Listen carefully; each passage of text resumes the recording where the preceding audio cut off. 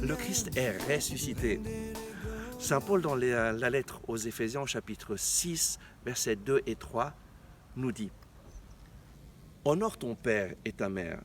Tel est le premier commandement auquel soit attachée une promesse, pour que tu t'en trouves bien et jouisses d'une longue vie sur la terre. » Qui d'entre nous ne veut pas se trouver bien, en bonne santé, heureux et jouir d'une longue vie sur cette terre? Mais comment? Comment jouir d'une longue vie sur cette terre? Comment être heureux?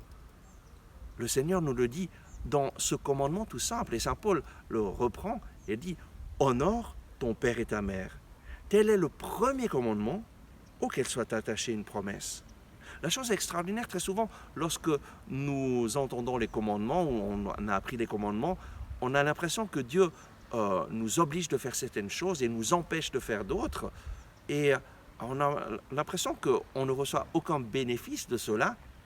Mais en fait, Dieu, lorsqu'il donne les commandements, il nous indique les bénéfices de ces commandements, ce que nous allons recevoir dans notre vie en observant ces commandements.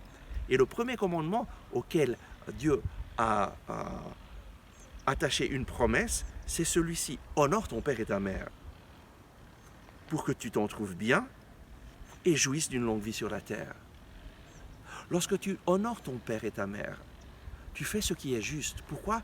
Parce que c'est à travers ton père et ta mère que tu as reçu la vie.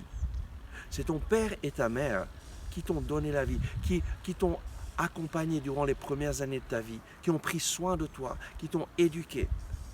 Et peut-être que tu n'as pas eu un père et une mère parfaite. En fait, personne n'a un père et une mère parfaite. Très souvent, nos pères et nos mères ont souffert aussi dans leur enfance et nous transmettent leur souffrance. En fait, aucune personne n'est parfaite. Mais une chose est sûre, le Seigneur nous invite à honorer notre père et notre mère, et donc à les aimer, à les soutenir, à les accompagner dans leur vieillesse, à vraiment les honorer pour que, à travers cela, nous manifestions notre reconnaissance. Et le Seigneur a mis une promesse: lorsque tu vas faire cela, lorsque tu vas honorer ton père et ta mère, même s'ils n'ont pas été parfaits, mais reconnais que tu as reçu la vie à travers eux. Reconnais que Dieu t'a béni à travers eux. Et bénis-les en retour. Aide-les.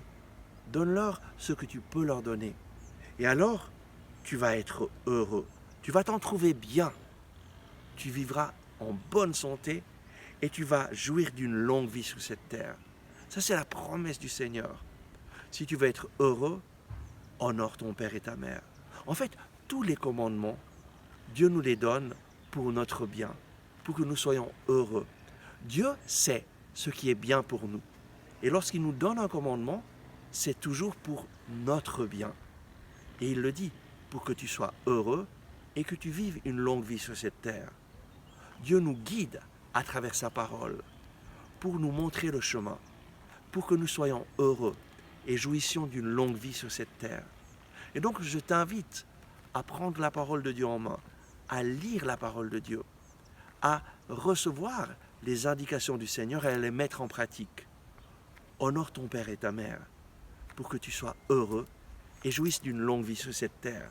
Mets cela en pratique et alors ta vie sera pleine de la présence et de l'amour du Seigneur et tu seras heureux. À tout bientôt.